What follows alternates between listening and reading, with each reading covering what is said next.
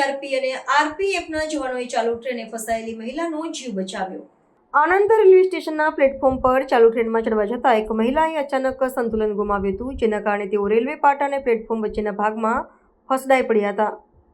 આ ગંભીર અકસ્માત થવાની પૂરેપૂરી સંભાવના હતી, ત્યારે ફરજ પરના હાજર સરકારી રેલવે પોલીસના હેડ કોન્સ્ટેબલ મોહસિન સુલતાનભાઈ અને રેલવે સુરક્ષા દળના કર્મચારીઓએ સમય સૂચકતા વાપરીને ત્વરિત કાર્યવાહી કરી હતી। આ બહાદુરીભરી કામગીરીને કારણે મહિલાનો આબાદ બચાવ થયો હતો, જેનાથી એક મોટી દુર્ઘટના ટળી હતી।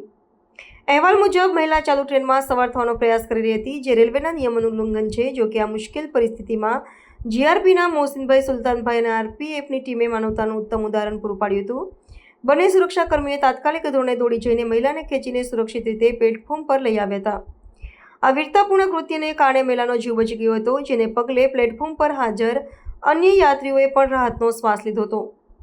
પોલીસ કર્મચારીઓની આ ફરજ પાલન અને વીરતાને કારણે રેલવે પ્રશાસન તેમજ સ્થાનિક લોકો દ્વારા તેમની પ્રશંસા કરવામાં આવી રહી છે। જીઆરપી અને આરપીએફના અધિકારીઓએ તમામ યાત્રીઓને ચાલુ ટ્રેને ચડવા કે ઉતરવાનું જોખમ ન લેવા માટે ફરી એકવાર અનુરોધ કર્યો છે।